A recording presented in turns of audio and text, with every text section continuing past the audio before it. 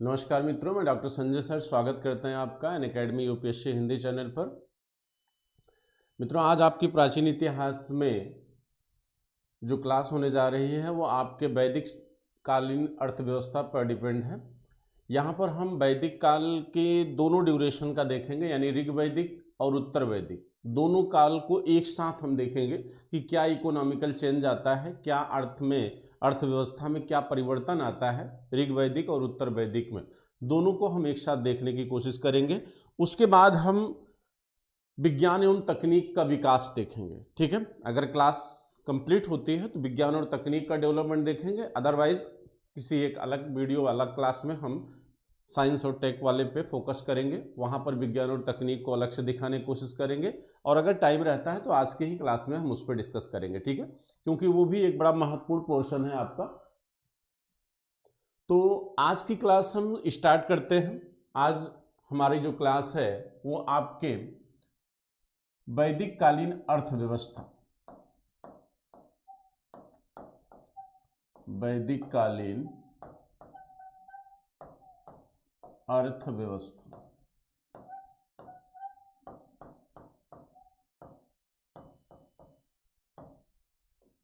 ठीक, इसमें आप दोनों ड्यूरेशन में देखेंगे।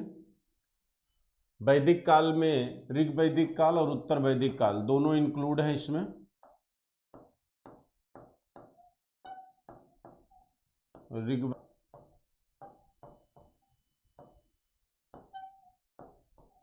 ऋग वैदिक काल और उत्तर वैदिक काल, इन दोनों कालों में हम अर्थव्यवस्था को देखने की कोशिश करेंगे। इससे क्या होगा कि हमारा थोड़ा समझना बड़ा आसान हो जाएगा। अगर हम दोनों को तुलनात्मक तरीके से एक साथ देखेंगे तो हमारे लिए समझाना और आपके लिए समझना, ये दोनों चीज़ें बड़ी आसान हो जाएंगी।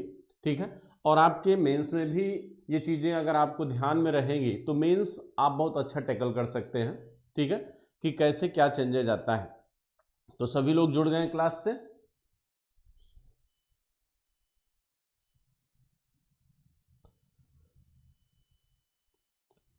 ठीक है, चलिए, वेरी गुड, बहुत अच्छा। और लोगों को जोड़ने की कोशिश करिए, कम से कम 50 लोगों को कंप्लीट करिए। आप लोग अपने फ्रेंड सर्किल में और लोगों को जोड़ने की कोशिश करिए।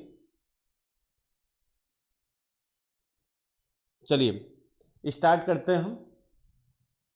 देखिए, बहुत ध्यान से, बहुत गौर से समझने की कोशिश करिएगा, क्योंकि एक चीज आप ध्यान दीजिएगा, जैसे ऋग्वैदिक सभ्यता यानी वैदिक सभ्यता के पहले आपने सिंधु सभ्यता पढ़ी। ठीक, सिंधु सभ्यता पढ़ी है। अब सिंधु सभ्यता और वैदिक सभ्यता, देखिए सिंधु सभ्यता मित्रों और वैदिक सभ्यता, इन दोनों के बीच 150 वर्षों का अंतर है। ठीक है, 150 वर्ष का अंतर कैसे है? क्योंकि सिंधु सभ्यता आपकी 1700 BC में समाप्त मानी जाती है, और कहीं कहीं 1700, कहीं कहीं 1750, और वैदिक सभ्यता का आरंभ जो है ये 1500 BC से माना गया है। तो बीच का जो 150 वर्ष का जो गैप है, इसे अंधकार युग की संज्ञा दी गई है, डार्क फेज, यानी ये हिस्ट्री का डार्क फेज माना जाता है। और यहां से मेंस के बहुत ज्यादा क्वेश्चन आए हुए हैं। मेंस में बहुत सारे क्वेश्चन यहां से पूछे गए हैं इस इंडस वैली और वैदिक कल्चर के बीच। खास तौर से आईएएस में अगर आप पेपर उठा के देखेंगे हम लोगों के दौर का, यानी 2007 से 2012-13 के बीच जो आईएएस के क्वेश्चन, उसमें कम से कम 2 से 3 बार यहां से क्वेश्चन आया हुआ है। ठीक है, मेंस में। अच्छा, यहां पे है क्या? यहां पे ग्रामीण संस्कृतियां हैं। ठीक, हालांकि वो मेंस का विषय है, लेकिन कभी आप लोग कहेंगे तो यहां भी एक टॉपिक हम आपको पढ़ाएंगे बीच का, बहुत इंपॉर्टेंट टॉपिक है। यहाँ पे जोरवे संस्कृति है, बहुत जब बार पूछी गई, अहाड़ है, मालवा है, बहुत सी संस्कृतियां हैं, वो भी बार बार पूछी गई हैं। ठीक, तो मेरे कहने का मतलब है कि इस गैप को आप जानते रहिए कि यहां पर ग्रामीण संस्कृतियां हैं बीच में, यानी सिंधु सभ्यता और वैदिक सभ्यता के बीच जो 150 से 200 वर्षों का जो गैप है, जिसे इतिहास में डार्क फेज यानी अंधकार युग की संज्ञा दी गई है, यहाँ पे ग्रामीण संस्कृतियां हैं जिसको आप मालवा, अहाड़, जोरवे इन संस्कृतियों के नाम से जानते हैं। और ये संस्कृतियां ग्रामीण संस्कृतियां थी, क्षेत्रीय संस्कृतियां हैं, रीजनल ग्रामीण संस्कृतियां हैं, जिनकी अर्थव्यवस्था का आधार क्या था? कृषि था। ठीक है, अब आप देखिए, कहते हैं इसके बाद एक वैदिक सभ्यता का उदय हो रहा है और इस वैदिक सभ्यता की अर्थव्यवस्था आप पढ़ने जा रहे हैं। अब हम देखेंगे कि दोनों के बीच जो एक कड़ी है, यानी वैदिक सभ्यता एक ग्रामीण सभ्यता है, सिंधु सभ्यता एक नगरीय सभ्यता थी। सिंधु सभ्यता की मूल रूप से जो अर्थव्यवस्था है वो व्यापार वाणिज्य पे निर्भर थी। इंडस वैली का पतन हुआ और डिक्लाइन हुआ तो, और इंडस वैली नगरीय सभ्यता के रूप में अपनी पूर्व ग्रामीण संस्कृतियों की वजह से आई थी, जिनको आप कहते हैं चैल्कोलिथिक कल्चर या नियोलिथिक कल्चर की वजह से। उसी तरह जो है वैदिक सभ्यता की वजह से ही 630 उत्पादन के व्यापार का जन्म नहीं हो सकता, तो संपत्ति की संकल्पना का जन्म भी नहीं हो सकता बिना अतिरिक्त उत्पादन के। तो इस चीज को मुझे ध्यान में रखना है और इसके साथ साथ हमें यह देखना है कि दोनों सभ्यताओं में, चाहे कि तीनों सेक्टर को देखना।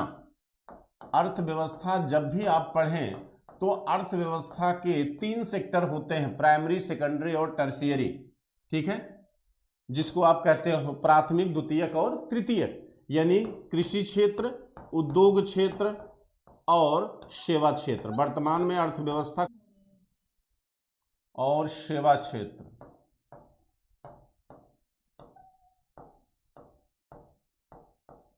सेवा क्षेत्र, इन 3 क्षेत्रों में अर्थव्यवस्था को बांटा जाता है।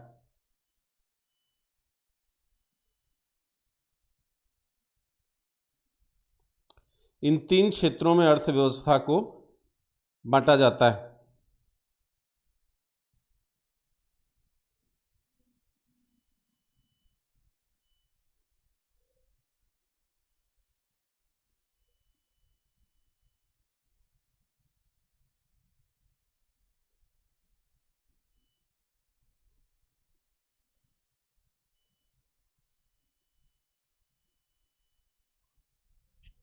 बफरिंग,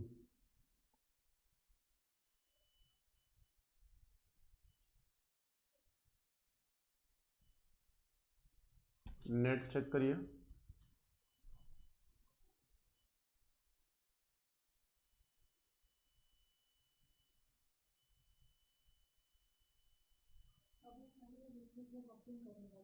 ओके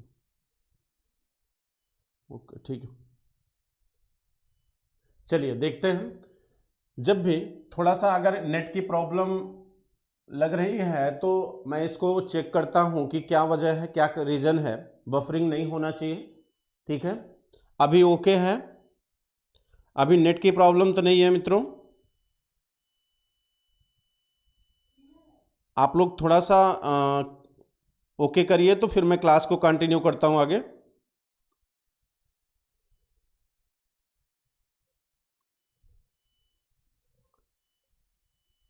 ओके, चलिए चलिए देखिए, हमने कहा कि जब भी आप किसी भी सिविलाइजेशन या किसी भी कल्चर को अगर आप पढ़ रहे हो, चाहे वो 21वीं सदी की हो, चाहे वो इंडस वैली हो, चाहे वो ऋग्वैदिक हो या उत्तर वैदिक हो, हमारी नजर में अर्थव्यवस्था का मतलब होता है तीनों सेक्टर को देखना। अर्थव्यवस्था को, तीनों सेक्टर को देखना। हम ये देखेंगे कि क्या किसी भी सिविलाइजेशन में प्राइमरी, सेकेंडरी और टर्शियरी सेक्टर का डेवलपमेंट किस लेवल का था। जब तक आप इन तीनों लेवल को देखने की कोशिश नहीं करोगे, आप किसी भी सभ्यता को तुलनात्मक तरीके से नहीं पढ़ सकते, ठीक है। जब तक आप नहीं देखने की कोशिश करेंगे तब तक आप तुलनात्मक तरीके से देख नहीं सकते। अब देखिए, हमने जब इंडस वैली पढ़ा था, यानी सिंधु सभ्यता जब पढ़ा था मित्रों, तब वहां हमने इस सेक्टर को अनुपस्थित देखा था, यानी चूंकि वहां की लिपि पढ़ी नहीं जा सकी है तो हम ये नहीं जान पाए कि सेवा सेक्टर वहां पे था कि नहीं था, यानी सर्विस सेक्टर की कंडीशन कैसी थी। इंडस वैली की लिपि ना पढ़े जाने के कारण हम इस चीज को नहीं जान पाए, ठीक है। अब हम पढ़ने जा रहे हैं वैदिक सभ्यता। तो वैदिक सभ्यता में हम प्राइमरी और सेकेंडरी इन दोनों सेक्टर का डेवलपमेंट देखते हैं। वैदिक सभ्यता में भी आपका जो टर्शियरी सेक्टर है, यानी सेवा सेक्टर है, ये अनुपस्थित है। इस सेक्टर का डेवलपमेंट नहीं दिखाई देता है। तो यहां भी 2 अर्थव्यवस्थाओं का विकास ही दिखाई देता है, प्राइमरी और सेकेंडरी, यानी कृषि क्षेत्र और उद्योग क्षेत्र। अब हमें इनको देखना कि इनकी कंडीशन क्या थी, ठीक है, इनकी कंडीशन क्या थी। तो चलिए देखते हैं।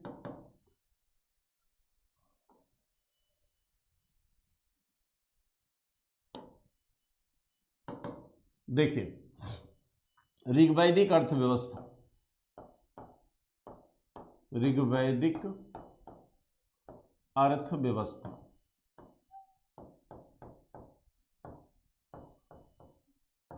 ऋग्वैदिक अर्थव्यवस्था में दो वर्ग आपको दिखाई दे रहे हैं।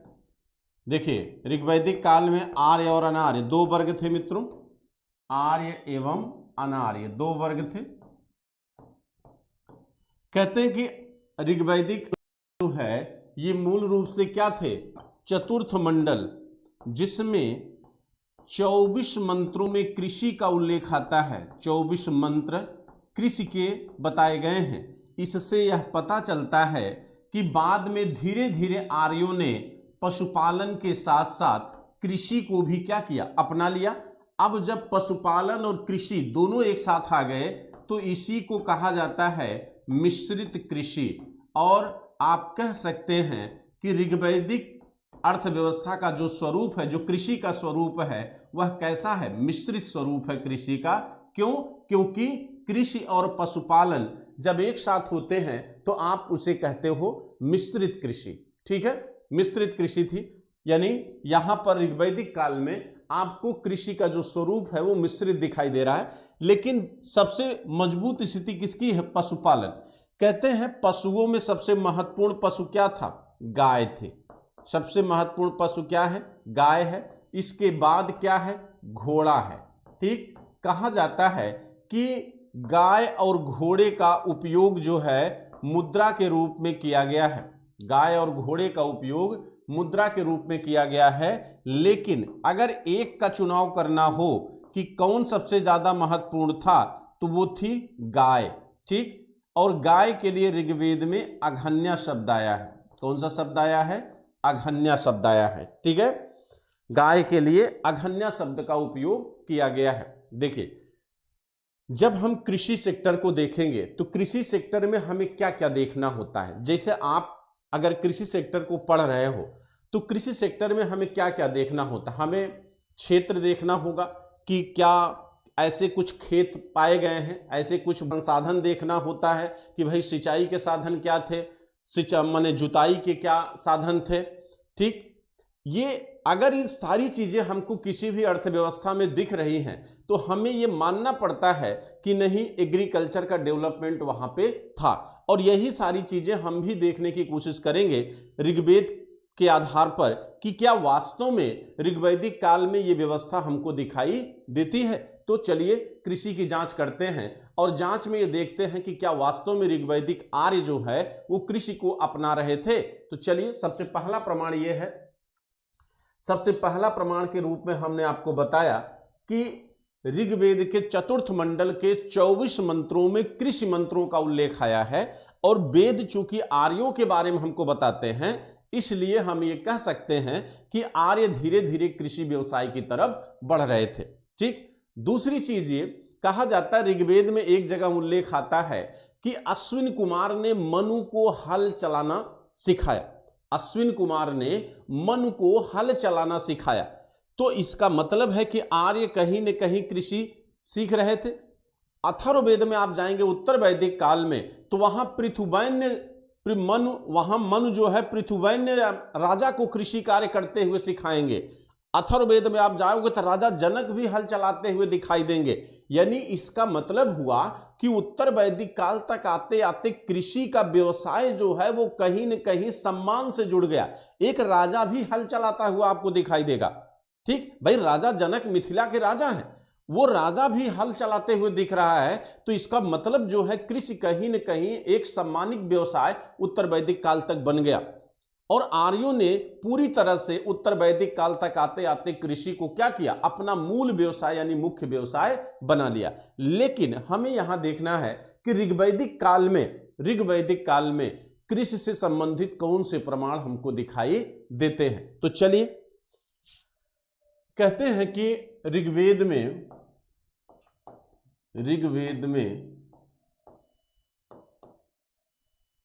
अश्विन कुमार ने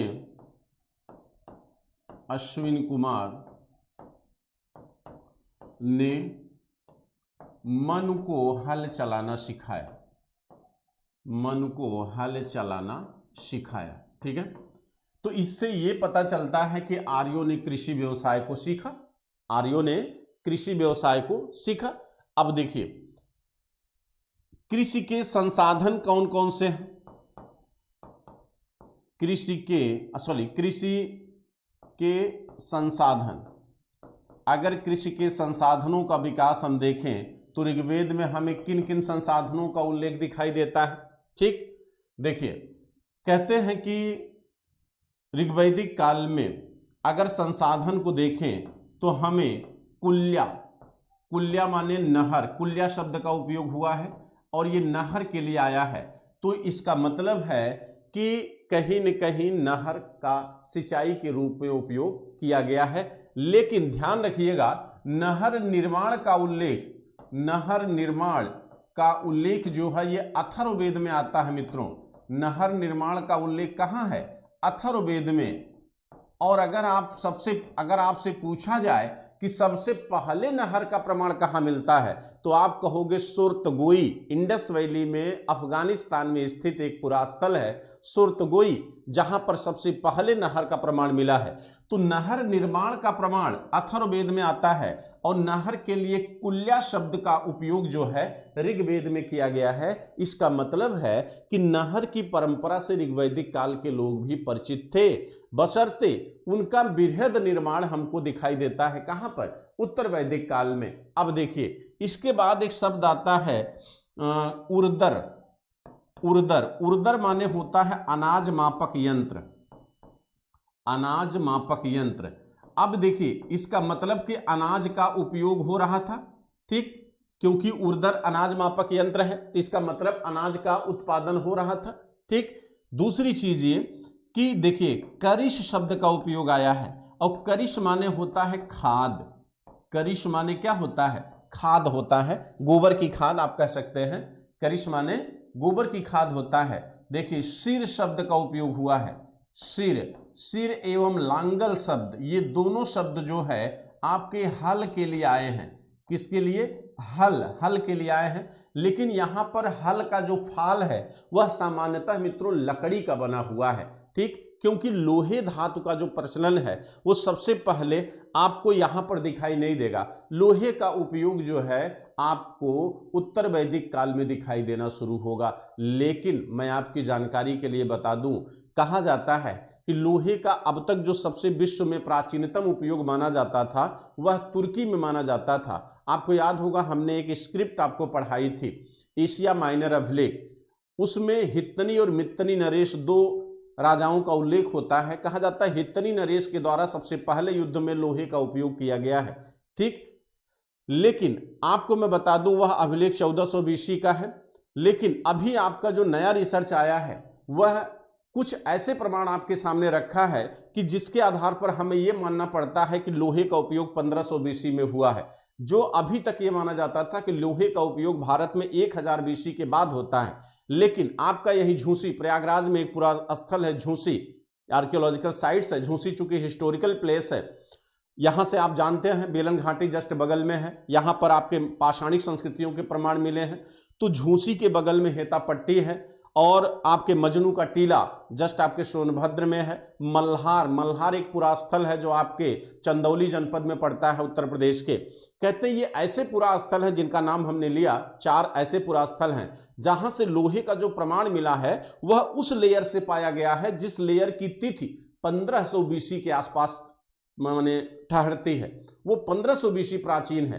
तो अब आने वाले समय में हमें अपना कॉन्सेप्ट बदलना होगा। जैसे अभी तक आप यही पढ़ते थे कि लोहा जो है वह सामान्यतः 1000 BC प्राचीन है। लेकिन मित्रों एक बात आप ध्यान रखिएगा, आप सब यूपीएससी के स्कॉलर हैं, यूपीएससी के स्कॉलर होते तो बहुत सारे लोग हैं, लेकिन मैंने आपको बार बार कहा कि आपकी रणनीति बेहतर होनी चाहिए। तो रणनीति बेहतर होने का मतलब है कि आप वही बिपिन चंद्रा, वही सतीश चंद्रा, वही रामशरण शर्मा की पुरानी किताबें पढ़ पढ़ के आप आईएएस नहीं बन पाओगे। वो आपका एक आधार स्तंभ है, लेकिन आपको उन चीजों के साथ साथ जितनी भी नई एडिशन की पब्लिकेशन किताबें आ रही हैं, चाहे वो फेमिनिस्ट से जुड़ी हैं, जो उपयोगितावाद से जुड़ी हैं, जो मार्क्सवाद से जुड़ी हैं, जो विचारधारा के स्तर पर नई नई किताबें आ रही हैं, मेंस का क्वेश्चन वहां से बनता है और आपको ये पता चलता है कि मैंने तो कुछ पढ़ा ही नहीं, या सर ने जो पढ़ाया था उसमें कुछ बजा ही नहीं। तो जब तक आप नई पब्लिकेशन की जो किताबें आ रही हैं मार्केट में, आप उनको नहीं पढ़ोगे, आपको ये पता भी नहीं चलेगा कि क्वेश्चन कहां से पूछा गया। तब आप वही लिखोगे जो आपको आता है। एग्जामिनर ने क्या पूछा है, एग्जाम में क्या पूछा गया, उससे कोई मतलब नहीं रहेगा। और सामान्यतः यही होता है फेल होने वाले विद्यार्थियों का, कि वो लिखते वही है जो उनको आता है, पूछा क्या गया है इसका कोई मायने नहीं होता है। तो इसके लिए जरूरी है कि आप कम से कम इस समय जो नवीन पब्लिकेशन किताबें जो आ रही हैं, जो रिसर्च के बाद नई नई किताबें आ रही हैं, उनसे जुड़ने की कोशिश करिए। एक बार अपना मूल बेस आप बना लीजिए पुरानी किताबों से, ठीक। क्योंकि आप जानते हैं, जैसे सतीश चंद्रा की किताब को लीजिए, तो सतीश चंद्रा की किताब 1980 की पब्लिश है। दूसरी जो मुगल पे है वो 1999 की पब्लिश है। अब आप सोचिए कि क्या तब से इतिहास बदला नहीं? आप अभी भी उसी पैरामीटर्स पे अटके पड़े हो। इतिहास का कॉन्सेप्ट समय के साथ बदलता रहता है, नए नए रिसर्च इतिहास के व्यू को बदलते रहते हैं। तो आईएएस बनने का मतलब होता है कि दुनिया को जानना। किताबें पढ़ने से आईएएस आप नहीं बनते हो। जब तक आप दुनिया को समझोगे नहीं कि दुनिया जा किधर रही है, तब तक आप आईएएस नहीं बन सकते, ठीक है। अगर आप ये चाहो कि 12 घंटे पढ़ के रूम में बैठ के 50 किताबों का अध्ययन करके हम आईएएस बन जाए, तो नहीं बन पाओगे। लेकिन आपने अगर दुनिया को समझने की कोशिश किया तो 5 घंटे पढ़ के और 5 किताबें पढ़ के आप आईएएस बन सकते हो। आईएएस बनने के लिए बहुत ज्यादा हार्डवर्क की जरूरत नहीं होती, बट यह है कि बेहतर तरीका और बेहतर स्टडी मटेरियल आपके पास होना बेहद जरूरी होता है। और बेहतर सोच होनी चाहिए, इंटेलेक्चुअल टाइप का आपको होना चाहिए। आपको चीजों को जोड़ने की एक कला होनी चाहिए, सोचने की पावर होनी चाहिए आप में। अगर ये सारी चीजें आप में नहीं है तो फिर आप अपना रास्ता अभी से बदल दीजिए, क्योंकि आप, इसका मतलब है कि सेल्फ ऑनेस्ट नहीं हो। आप खुद को जानते हुए भी सामने वाले को चीट कर रहे हो। आप अपने अकॉर्डिंग अपने रास्ते का चुनाव करिए, आप दूसरों को बेवकूफ मत बनाइए, ठीक है। ये सबसे बेहतर तरीका होना चाहिए। बाकी जो हमसे बनेगा आगे आने वाले समय में, चूंकि अभी तो मैं प्री की बातें कर रहा हूं आपके सामने, अभी हमने कभी स्ट्रेटजी पर बात भी नहीं किया कि क्या स्ट्रेटजी होनी चाहिए, क्या मटेरियल्स होना चाहिए, इन सारी चीज़ों की चर्चा हमने नहीं किया। अभी हमारा पूरा फोकस आपके लिए है कि आप सामने एग्जाम है, आपके पास तथ्यात्मक जानकारियां होनी चाहिए, ठीक है। तो उसी पर चर्चा हो रही है। तो चलिए आते हैं, आगे बढ़ते हैं। अब देखिए, सिर लांगल, ये दोनों शब्दों का उपयोग हुआ है ऋग्वेद में, और दोनों शब्दों का हल जो है, माने मीनिंग जो लगाया गया वो हल है। इसके बाद अगर आप देखिए तो कहा जाता है कि कहते हैं कि एक सीता शब्द का उपयोग आता है। सीता माने क्या होता है? देखिए, सीता शब्द का उपयोग आपके अथर्ववेद उसमें भी आएगा, क्या बोलते हैं, अर्थशास्त्र में, वहां सीताध्यक्ष आएगा। यानी वहां सरकारी भूमि का जो मुखिया होता था वो सीताध्यक्ष होता था। सीताध्यक्ष वहां एक पोस्ट थी। यहां सीता क्या है? यहां सीता जो है जुती हुई भूमि है, यानी जो भूमि जोती गई थी उस जुती हुई भूमि को सीता कहा गया है। इस जुती हुई भूमि को सीता कहा गया। अब देखिए, हम डिफरेंस क्या करते हैं आपके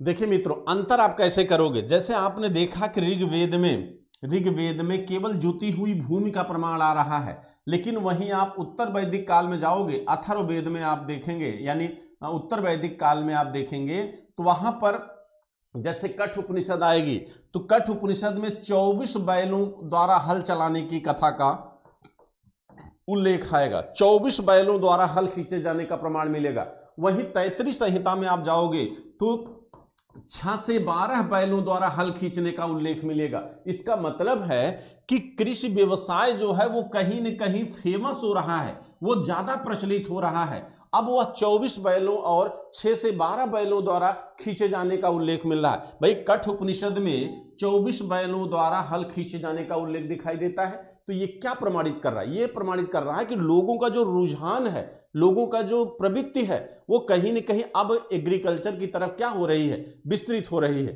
ठीक है। देखिए इसके बाद आप देखेंगे, कहते हैं कि देखिए ऋग्वेद में जब आप आएंगे तो ऋग्वेद में एक शब्द केवल आया है, वो शब्द है वपंती। देखिए ये शब्द है वपंती। वपंती माने होता बेटा मड़ाई। अब मड़ाई जो होती है, ये मड़ाई, ये फसल चक्र का वो है, ये शब्द जो है किसमें आता है, फसल चक्र। और फसल चक्र जो है, फसल चक्र में 4 चीजें होती हैं। पहली आपकी होती है बुआई, पहली आपकी बुआई है, दूसरी आपकी सिंचाई है, सिंचाई, तीसरी आपकी है कटाई, चौथी आपकी है मड़ाई। ये है फसल चक्र। यानी इन 4 चीजों, अब देखिए ऋग्वेद में केवल एक शब्द आया है फसल चक्र के लिए, लेकिन वहीं जब उत्तर वैदिक काल में आप जाओ तो छांदोग्य उपनिषद और वाजसनेयी संहिता 2 में, देखिए सॉरी छांदोग्य नहीं, बृहदारण्यक, बृहदारण्यक और वाजसनेयी संहिता, वाजसनेयी संहिता, इसके साथ साथ आपका शतपथ ब्राह्मण ग्रंथ, इनमें पूरे फसल चक्र का विवरण आता है। इसमें पूरे फसल चक्र का उल्लेख है। इन साहित्यों में जो उत्तर वैदिक काल के हैं, यहां पर पूरे फसल चक्र का विवरण आता है। यानी कहने का मतलब है कि ऋग्वैदिक काल में फसल चक्र से लोग उतने परिचित नहीं थे, लेकिन धीरे धीरे शुरुआत हो रही थी, क्योंकि एक शब्द आया है वपंती। लेकिन वहीं उत्तर वैदिक काल में पूरे फसल चक्र से लोग क्या थे, परिचित थे। यानी फसल की बुआई करना, सिंचाई करना, मड़ाई करना, कटाई करना, ये सारी विधियों से उत्तर वैदिक काल के लोग क्या हो चुके थे, परिचित हो चुके थे। ठीक है, परिचित हो चुके थे। अब देखिए, तो हमें देखिए बहुत गौर से समझिएगा। तो हम बात कर रहे हैं फसल संसाधन की, कि फसलों के संसाधनों में क्या चेंजेस दिखते हैं, फसलों के संसाधनों में क्या परिवर्तन दिखता है। तो यहां पर हमने देखा कि भाई इस तरह से फसल चक्र की बात हमने किया। अब देखिए कहते हैं ऋग्वेद में एक और शब्द आया है स्थवी। ऋग्वेद में एक और शब्द आया है स्थवी। स्थवी माने होता है अन्नागार। ये ऋग्वेद में आया है, ये शब्द स्थवी, अन्नागार शब्द आया है। लेकिन कहा जाता है कि इसका मतलब है कि अन्नागार का होना अनाज के संग्रह को दर्शाता है, और अनाज का संग्रह तब होगा जब उत्पादन अधिशेष में होगा, जब अतिरिक्त उत्पादन होगा तभी तो आप अनाज का संग्रह करोगे। तो यहां स्थवी शब्द एक बार उपयोग में आया है, स्थवी शब्द एक बार उपयोग में आया है। लेकिन आप उत्तर वैदिक काल में जब आएंगे तो वहां पर आपको पूरी तरह यह स्पष्ट हो जाता है कि उत्पादन जो है अधिशेष में बदल चुका है। वहां पर आपको इस शब्द के बार बार उपयोग होते हुए दिखाई देंगे। ठीक है, वहां पर इस बात का पूरा प्रमाण आपको दिखाई देगा कि नहीं, उत्पादन जो है अब अधिशेष में क्या हो चुका है, परिवर्तित हो चुका है। ठीक है, तो स्थवी शब्द ये भी आपके कहीं न कहीं उत्पादन से जुड़ा हुआ है। जैसे अवट शब्द का उपयोग आया है, कुल्या शब्द का उपयोग आया है, कूप शब्द का उपयोग आया है। देखिए सिंचाई के संसाधनों के रूप में कुल्या, जैसे नहर की हमने बात किया, कुल्या माने नहर, कूप, कूप माने कूप एवं अवट, ये दोनों शब्द कुआं के लिए आया है। दोनों शब्द ये किसके लिए आया है, कुआं के लिए, कुआं के लिए आया है। ठीक, और अस्मचक्र, अस्मचक्र माने होता है घिरनी, अस्मचक्र मतलब होता है घिरनी, घिरनी। और इसी अस्मचक्र का साहित्यिक प्रमाण आपको सबसे पहले कहां मिलता है, बाणभट्ट की हर्षचरित में। याद आ रहा है, पढ़ा चुका हूं, बाणभट्ट की हर्षचरित में ये आपका साहित्यिक प्रमाण है। यानी साहित्य में सबसे पहली बार अगर उन्होंने लौकिक साहित्य, कैसा साहित्य, लौकिक साहित्य, अभी आप जो पढ़ रहे हैं वो धार्मिक साहित्य है, तो लौकिक साहित्य में आपको हर्षचरित में दिखाई देता है। तो इसका मतलब अगर घिरनी भी है, कुआं भी है, तो इसका मतलब है कि नहर के साथ साथ कुएं का उपयोग भी सिंचाई के रूप में होता था, कुएं का उपयोग भी सिंचाई के रूप में दिखाई देता है। ठीक, अच्छा, अनाज की अगर हम बात करें तो अनाज के रूप में ऋग्वेद में यव शब्द का उल्लेख हुआ है, और यव शब्द जौ के लिए आया है। यव शब्द किसके लिए आया है, जौ के लिए आया है। ठीक, और अभी ये क्लियर नहीं था कि मुख्य अनाज क्या है। ठीक, कहते हैं यहां पर जौ शब्द आता है, चावल के लिए व्रीहि शब्द का उपयोग हुआ है, तंदुल शब्द का उपयोग हुआ है। तो अभी चावल और जौ जैसे शब्दों का ही उपयोग दिखाई देता है। लेकिन आप जब अथर्ववेद में आएंगे, उत्तर वैदिक काल में, तो वहां मुख्य फसल आपका क्या है? गेहूं और चावल। उत्तर वैदिक काल में मुख्य फसल क्या बन चुकी थी? गेहूं और चावल। ठीक, यहां पर चावल के लिए व्रीहि शब्द का उपयोग हुआ है, चावल के लिए व्रीहि शब्द का उपयोग होता है ऋग्वेद में।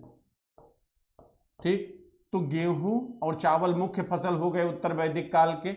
इसके साथ साथ कहते हैं कि मूंग का उपयोग हुआ है,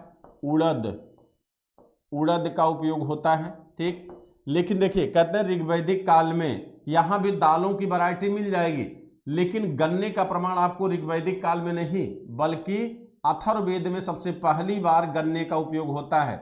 और अथर्ववेद में गन्ने के लिए इच्छु शब्द का उपयोग हुआ है, यानी गन्ना एक नगदी फसल है। गन्ना कैसी फसल है? नगदी फसल है। तो गन्ने का उत्पादन ये दर्शाता है कि अब व्यक्ति जो है कहीं न कहीं फसलों के व्यावसायिक उत्पादन की तरफ जा रहा है।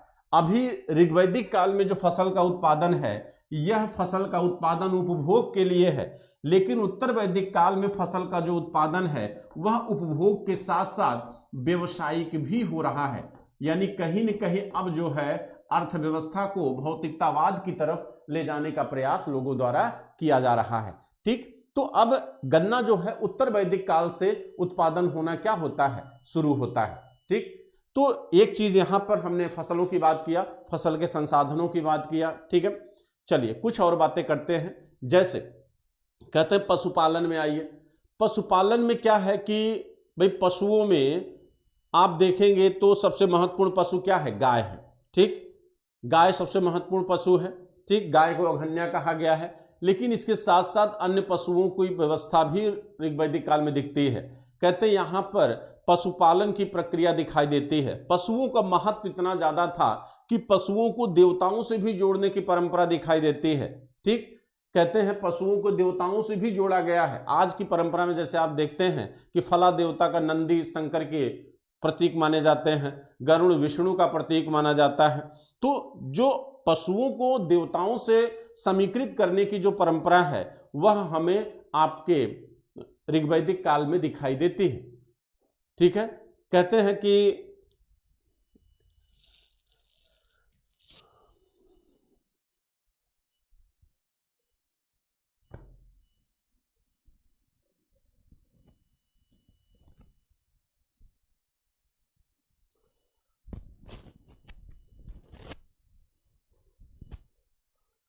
देखिए हम बात कर रहे थे कि यहां पर जो है उत्तर माने वैदिक काल में देवताओं को भी पशुओं से जोड़ने की बात की गई है। ठीक है, और इसके साथ साथ अनाज उत्पादन से भी पशुओं को जोड़ने अनाज उत्पादन को भी देवताओं से जोड़ने की बात की गई है।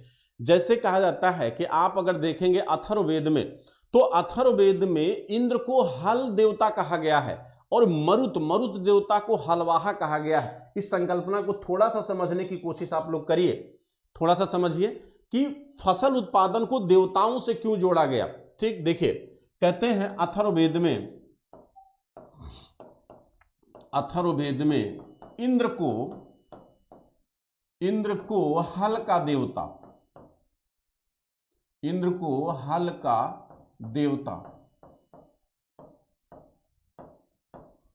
और मरुत को हलवाहा कहा गया है। मैं ये बताना चाह रहा हूं कि उत्पादन को देवताओं से क्यों जोड़ा गया। ठीक, जैसे ऋग्वेद में हलवाहों का गीत दिया गया है। ऋग्वेद, जैसे ध्यान समझिए, ऋग्वेद में हलवाहों का गीत कहां मिलता है? ऋग्वेद में हलवाहों का गीत है। इसी को अथर्ववेद में भी दोहराया गया। अथर्ववेद में भी हलवाहों के गीत को क्या किया गया? दोहराया गया। ठीक, और इसके साथ साथ तैतरी संहिता को देखिए। तैतरी संहिता में कहा गया अन्न ही ब्रह्म है, इसलिए अन्न को अधिक उपजाओ। तैतरी संहिता में कहा गया है, तैतरीय संहिता में कहा गया है कि अन्न ही ब्रह्म है, अन्न ही ब्रह्म है, इसलिए अधिक अन्न उपजाओ, इसलिए अधिक अन्न उपजाओ, इसलिए अधिक अन्न उपजाओ। अब देखिए इसका क्या मतलब है, इसका मतलब क्या है, इन जितने भी तर्क हमने आपके सामने रखे हैं, जो तथ्य हैं, इन तथ्यों से आपको क्या पता चलता है। देखिए सबसे पहली बात, इनसे यह पता चलता है कि भाई उस समय का जो समाज था वो कहीं न कहीं धर्म का प्रभाव उस समय के समाज पे कहीं ज्यादा था। ठीक, भाई आपके धार्मिक ग्रंथों के लेखन का दौर चल रहा था उस समय, और समाज पे धर्म का जो प्रभाव था वो उस समय सबसे अधिक था। ठीक है, इसके कारण कहा जाता है कि इसीलिए उत्पादन को धर्म से जोड़ने का कार्य किया गया, क्योंकि व्यक्ति धार्मिक प्रवृत्ति का ज्यादा था। अगर हम उत्पादन प्रक्रिया को धर्म से जोड़ देंगे तो लोग उत्पादन को ज्यादातर क्या करेंगे, अनुसरण करेंगे, यानी उत्पादन प्रक्रिया में ज्यादातर लोग क्या करेंगे, भाग लेंगे, और इससे क्या होगा, उत्पादन में वृद्धि होगी। ठीक है, तो यहां पर इससे यह पता चलता है कि कहीं न कहीं उत्तर वैदिक काल तक आते आते कृषि क्षेत्र को यानी उत्पादन प्रक्रिया को अधिक महत्व देने का प्रयास किया गया, और इसी अथर्ववेद में ही कहा गया है कि पृथुवैन्य ने मनु को हल चलाना सिखाया, पृथुवैन्य ने मनु को हल चलाना सिखाया। तो यहां पर आपको फसलों के उत्पादन के प्रमाण भी दिखाई दे रहे हैं, फसल चक्र का प्रमाण भी दिख रहा है, सिंचाई के संसाधन भी दिख रहे हैं। ठीक है, आपको उत्पादन के साधन भी दिख रहे हैं, बैल। ठीक, लेकिन आप ये नहीं कह सकते कि ऋग्वैदिक काल में उत्पादन बहुत ज्यादा था। उत्पादन का अधिशेष जो है शुरू हुआ कब, उत्तर वैदिक काल में। तब शुरू हुआ जब लोहे के फाल का उपयोग होना शुरू हुआ, क्योंकि लोहे के फाल के उपयोग ने जो जुताई थी उसको गहराई में करना शुरू किया, और जब गहरी जुताई होना शुरू हुई तो आपका प्रोडक्शन क्या हुआ, बढ़ा। और दूसरा जो कारण है वो है आर्यों का विस्थापन।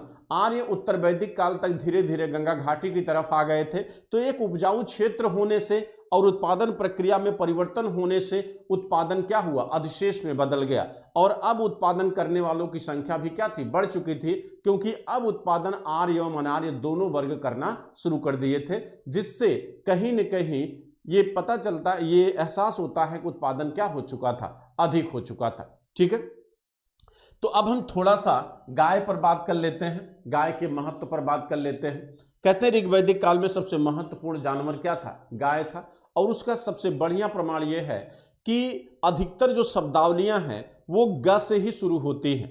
गाय को ही मुद्रा माना गया है, हालांकि विनिमय का साधन वस्तु विनिमय प्रणाली बताया जाता है, लेकिन गाय को मुद्रा की संज्ञा दी गई है, क्योंकि गाय सबसे बहुमूल्य वस्तु थी ऋग्वैदिक काल में।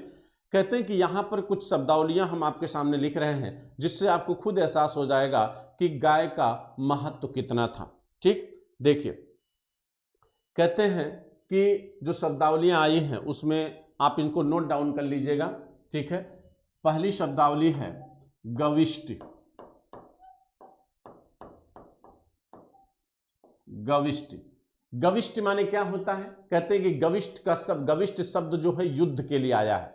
गविष्ट शब्द किसके लिए आया है, युद्ध के लिए आया है। ठीक, यह शब्द जो है युद्ध के लिए आया है। इसके बाद गोधूम, गोधूम शब्द किसके लिए आया है, गोधूम शब्द गेहूं के लिए आया है, ये गेहूं के लिए आया है, नंबर 2। इसके बाद जो है गोधुली, गोधुली, गोधुली आया है, ये समय की इकाई है। गोधुली माने ये समय की इकाई कही जाएगी, यानी गोधुली आप शाम को कहते हैं ना, गोधुली किसको कहते हैं, शाम, इसको आप क्या कहेंगे, शाम। जैसे आप अपने 24 घंटे को पहले पहर में बांटते थे ना, कि शाम का प्रहर है, प्रातः काल का प्रहर है। ठीक, तो ऋग्वेद में भी ये दिखाई देता है, ऋग्वेद में भी संगव शब्द उपयोग हुआ है प्रातः काल के लिए। वहां पर जो है ऋग्वेद में भी संगव शब्द, संगव यह शब्द आया है किसके लिए, प्रातः काल के लिए, प्रातः काल। अगला है गोमत शब्द आया है, गोमत। गोमत, गोमत माने धनी व्यक्ति के लिए आया है। गोमत, गोमत किसके लिए आया है? ये धनी व्यक्ति के लिए आया है। धनी व्यक्ति किसे माना जाता था? जिसके पास अधिक गाय हो, जिसके पास क्या हो? अधिक गाय हो, उसे धनी व्यक्ति कहा जाता था, क्योंकि गाय ही क्या थी? मुद्रा थी। गाय और घोड़ा ये दोनों क्या थे? मुद्रा थी। अगला गोजित, गोजित जन का नायक। जन, जन क्या था? जन कबीला था। जन क्या होता था? कबीला। जन के नायक को क्या कहा जाता था? गोजित। इसी को जनस्य गोपा भी कहा गया है। जनस्य गोपा यानी जो राजा होता था, जन का मुखिया ही तो होता था।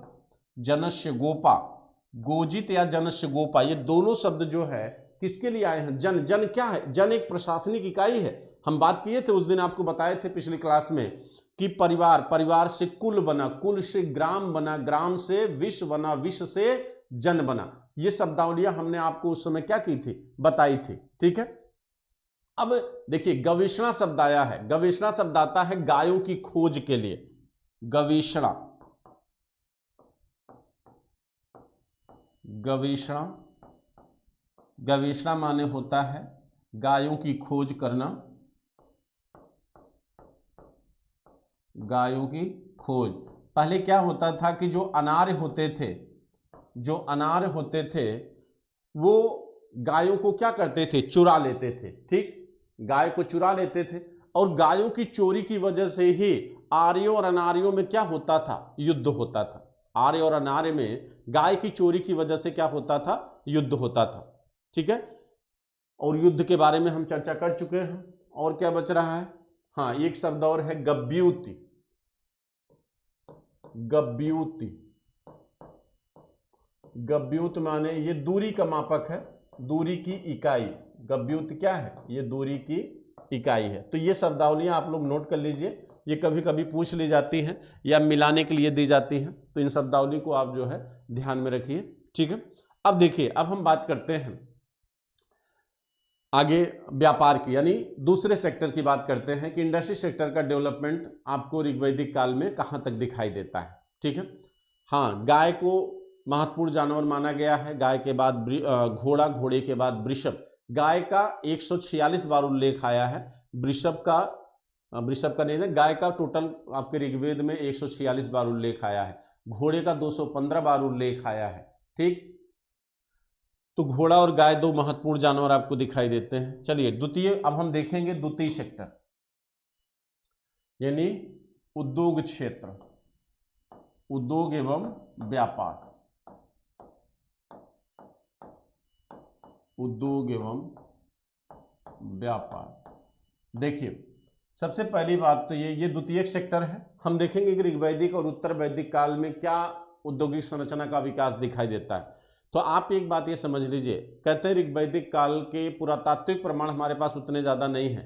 जो भी चीज़ें यहाँ पर हम डिस्कस करेंगे उसका एक मूल आधार जो है वो ऋग्वैदिक साहित्य है। ठीक है, ऋग्वैदिक साहित्य में पाए गए तथ्यों के आधार पर ही हम यहाँ पर औद्योगिक संरचना की व्याख्या करेंगे। जो वर्ड, जो शब्द मिले हैं उन्हीं के आधार पर यह अनुमान लगाया गया है कि इन धातुओं के उद्योग प्रचलन में रहे होंगे। ठीक है, तो उसी के आधार पर हम भी बात करेंगे कि कौन कौन से उद्योग जो है प्रचलन में थे। चलिए देखते हैं।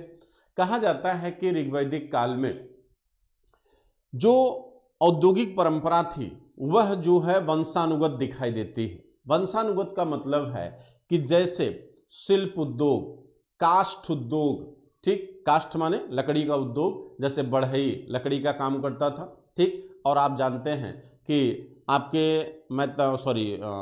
जो 12 रत्निन हैं उन 12 रत्निन में बढ़ई माने रथकार और आपका जो कुम्हार जो रथ बनाने वाला होता था, ये दो सबसे महत्वपूर्ण बताए गए हैं। ठीक, तो कहीं न कहीं अगर लकड़ियों का उपयोग ऋग्वैदिक काल में किया गया तो इसका मतलब जो है काष्ठ उद्योग विकसित रहा होगा। दूसरा, कहा जाता है कि सोने और तांबे की धातु के उपयोग का पता चलता है। देखिए जिन जिन शब्दों का उपयोग हुआ है हम उन शब्दों के आधार पर उस उद्योग की संकल्पना को विकसित करेंगे। देखिए अयस शब्द आया है ऋग्वेद में, ऋग्वेद में यह शब्द आया है, ऋग्वेद में अयस शब्द आता है, ऋग्वेद में अयस शब्द आया है। लेकिन ऋग्वेद में इस अयस शब्द का अर्थ क्या लगाया गया? तांबा, ठीक। लेकिन उत्तर वैदिक काल में, उत्तर वैदिक काल में कृष्ण अयस शब्द आया है, कृष्ण अयस। कृष्ण अयस का अर्थ जो है लोहा लगाया गया। क्या अर्थ लगाया गया है? लोहा। और लोहे का प्रमाण जो है वो कहां कहां से मिला है? ठीक, चलिए लोहे का प्रमाण हम देखते हैं। नोह से मिला है, नोह, मांडी, अतरंजी खेड़ा, अतरंजी खेड़ा, अतरंजी खेड़ा। इसके बाद आपका जो है भगवानपुरा, भगवानपुरा, झूसी, मल्हार। ये ऐसे पुरास्थल हैं जहां से लोहे के प्रमाण पाए गए हैं। और अथर्ववेद में यानी उत्तर वैदिक काल में जो कृष्ण अयस आया है वहां पर इसका अर्थ क्या है? लोहा। लेकिन ऋग्वेद में जो अयस शब्द आया है उसका अर्थ है तांबा। अच्छा, दूसरी चीज ये कहते हैं सतनाम शब्द का उपयोग हुआ है ऋग्वेद में, और यह सतनाम शब्द किसके लिए आया है? चांदी के लिए। यह किसके लिए आया है? चांदी के लिए। निष्क शब्द उपयोग हुआ है, और निष्क शब्द किसके लिए आया है? स्वर्ण के लिए। किसके लिए आया है? सोने के लिए, ठीक। तो इसका मतलब है कि कहीं न कहीं धातु उद्योग का विकास धीरे धीरे हो रहा था, ठीक। अब ये अपने औद्योगिक संरचना में आया था कि नहीं आया था अभी हम स्पष्ट नहीं कर सकते, लेकिन धातुओं के उपयोग की परंपरा हमको दिखाई देती है। इसलिए क्यों? क्योंकि इनके प्रगलन विधि से ये लोग परिचित थे। प्रगलन माने होता है गलाना, और गलाकर इनको निश्चित आकार देने की जानकारी ऋग्वैदिक काल के लोगों को थी, ठीक है।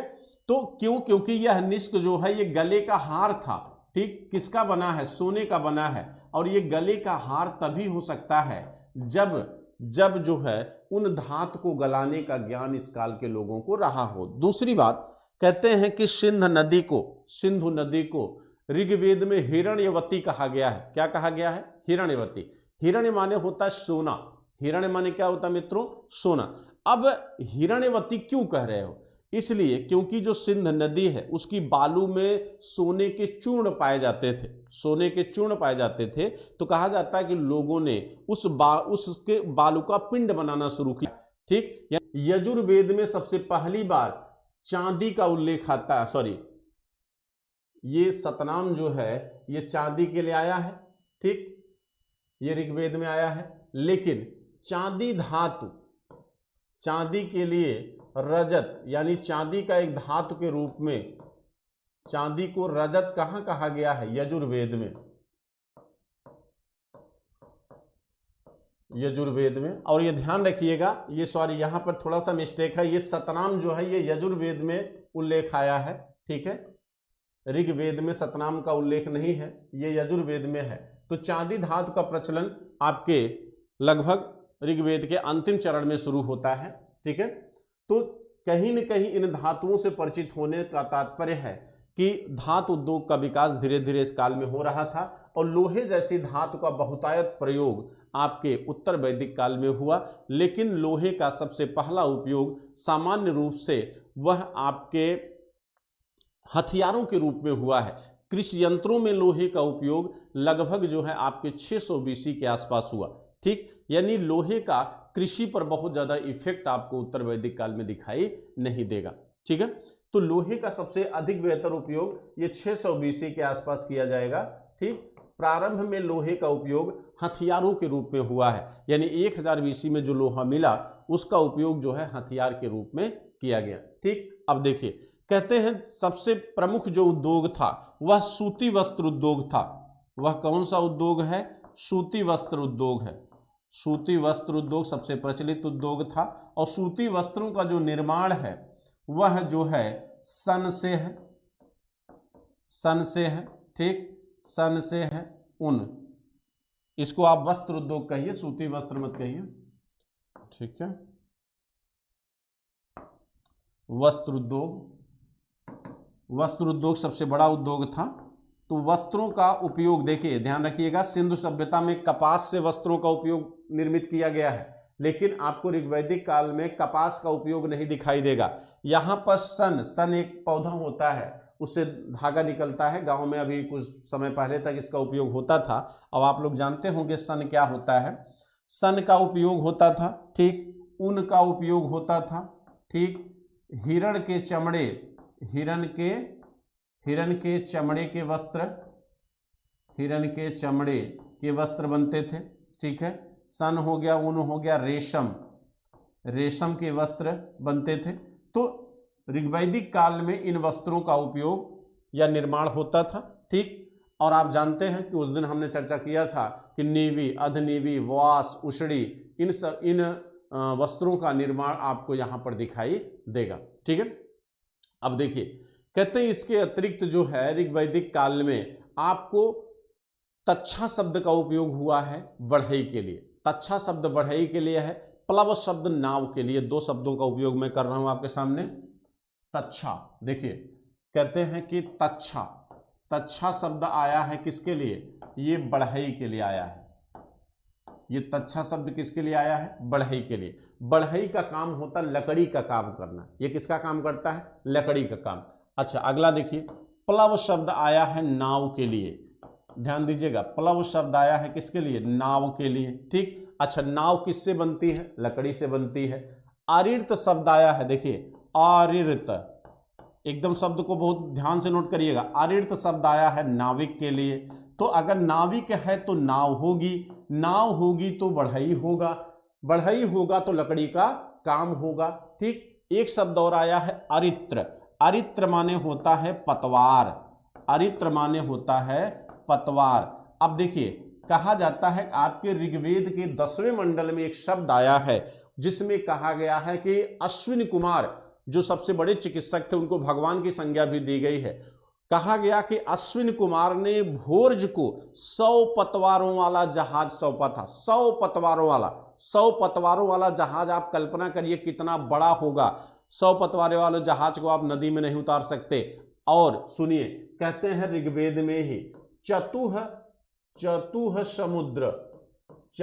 समुद्र शब्द का उपयोग हुआ है। चतुह समुद्र शब्द का उपयोग हुआ। इसका मतलब है कि समुद्र से लोग परिचित थे और समुद्र में नौकाओं का प्रचलन भी होता रहा होगा।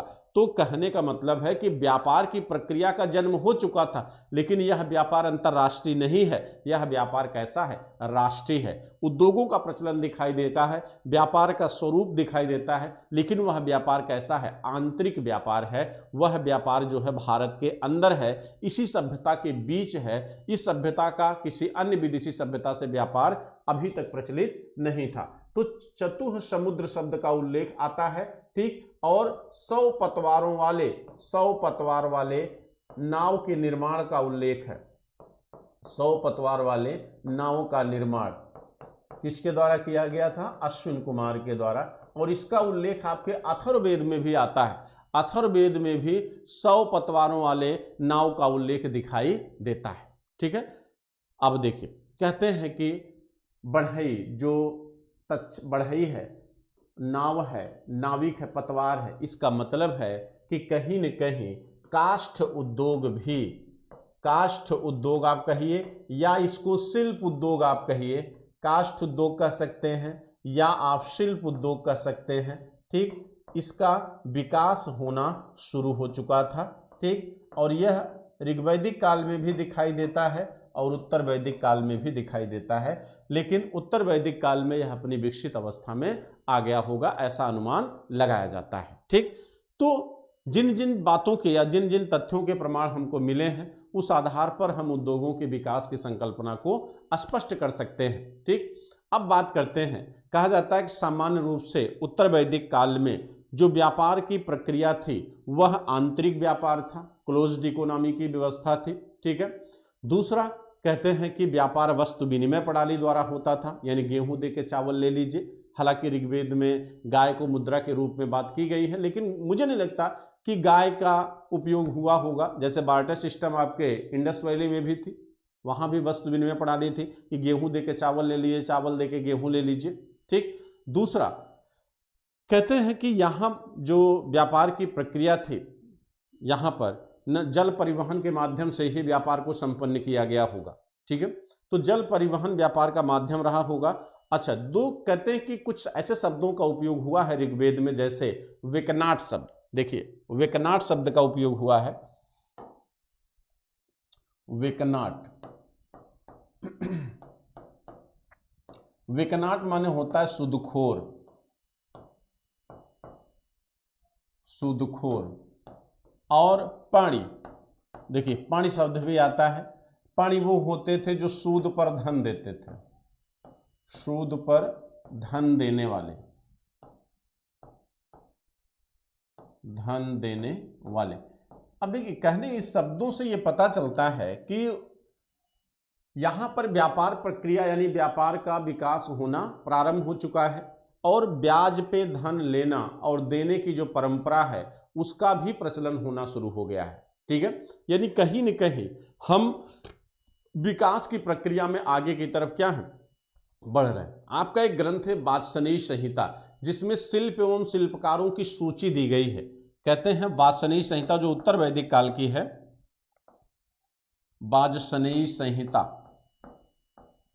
वात्स्ययनी संहिता में, वात्स्ययनी संहिता में शिल्प एवं शिल्पकारों की सूची, शिल्प एवं शिल्पकारों की सूची दी गई है। वात्स्ययनी संहिता में शिल्प एवं शिल्पकारों की सूची दी गई है, शिल्प एवं शिल्पकारों की सूची दी गई है। अच्छा, इसके साथ साथ कहते हैं श्रेणी शब्द का उपयोग हुआ है। अब देखिए, यह श्रेणी क्या होती थी, कहते हैं उत्तर वैदिक काल में श्रेणी शब्द का उपयोग आता है। यह श्रेणी है क्या, इसको ध्यान से समझ लीजिए आप लोग। श्रेणी माने होता व्यापारियों का संगठन, श्रेणी माने क्या होता है, व्यापारियों का संगठन, व्यापारियों के संगठन को श्रेणी कहा जाता है।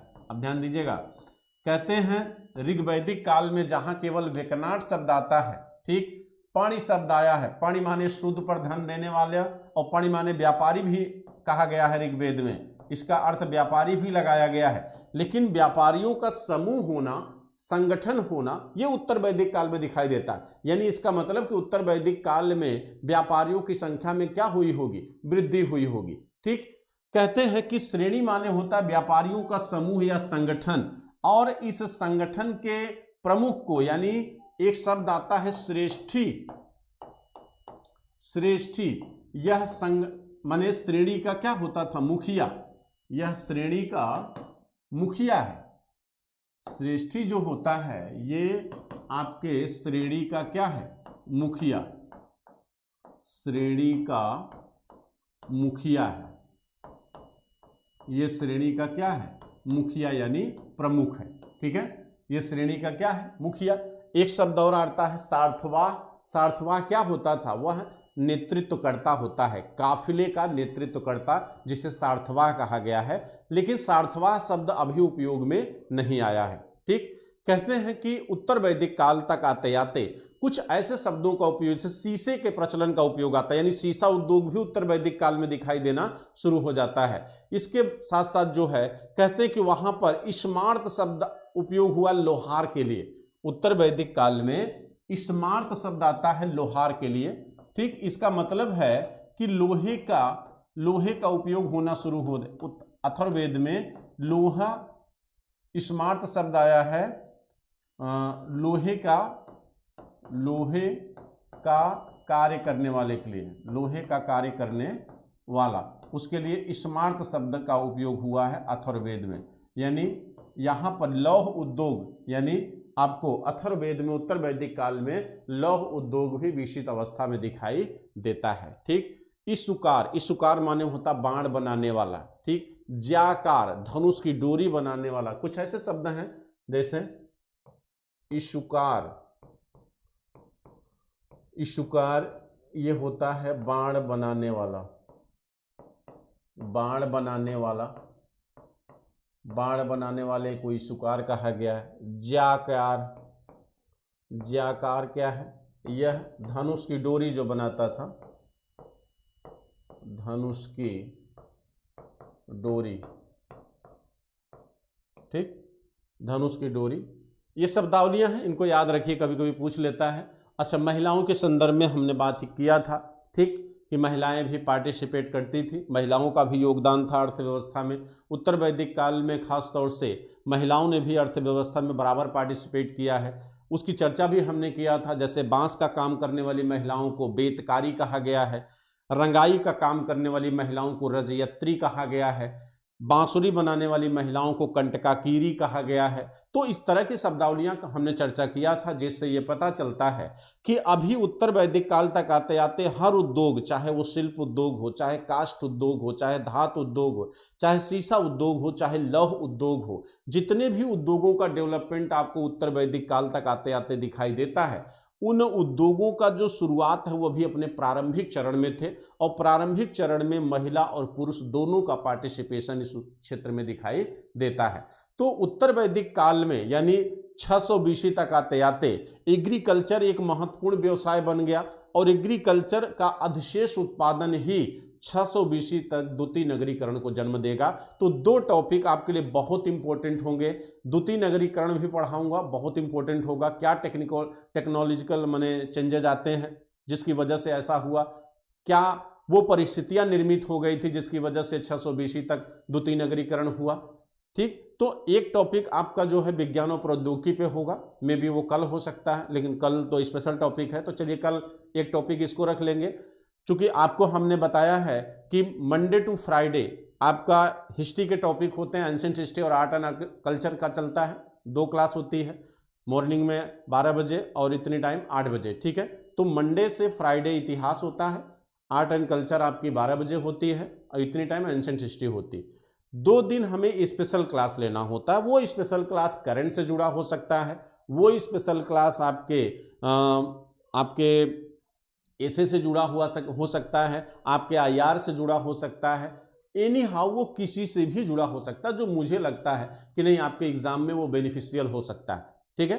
तो 2 दिन स्पेशल क्लासों का दौर होता है, और बहुत ही इंपॉर्टेंट क्लास होती है वो, ठीक है। पिछली 2 क्लासें हमने लिया था, जो एक तो आपके पीडीएस सिस्टम पे है, इकोनॉमी का टॉपिक था वो, तो वहाँ आप जाके देख सकते हैं कि मैं इकोनॉमी कैसे पढ़ाता हूँ, उसको मेरी भी थोड़ी सी कम से कम अदर विषय पे जो आप पकड़ है उसको भी जानने का एक आपको अवसर मिल जाएगा। दूसरा हमने एनएसए पढ़ाया था, करंट का टॉपिक, करंट कैसे पढ़ाता हूँ उसको भी आप जान सकते हैं। तो स्पेशल कोर्सेज क्लासेस में आप हमारी एनालिसिस क्षमता को भी आप समझ सकते हैं, क्योंकि आगे जाके नेक्स्ट मंथ में और सब्जेक्ट भी स्टार्ट करूँगा, अभी हिस्ट्री क्लास चल रही है। तो मुझे ये उम्मीद है आप लोगों से कि ज़्यादा से ज़्यादा लोग जो है क्लास से जुड़िए, क्योंकि हमारी जो ऊर्जा है वो आपकी उपस्थिति पर डिपेंड है। जितने ज़्यादा से ज़्यादा लोग जुड़ेंगे उतना ज़्यादा मैं आपके लिए करने की कोशिश करूँगा मित्रों। तो आज की क्लास यही, कल का स्पेशल टॉपिक 12 बजे और 8 बजे, उसके लिए आप लोग जरूर तैयार रहिएगा, ठीक है। थैंक यू, धन्यवाद, जय हिंद, गुड नाइट।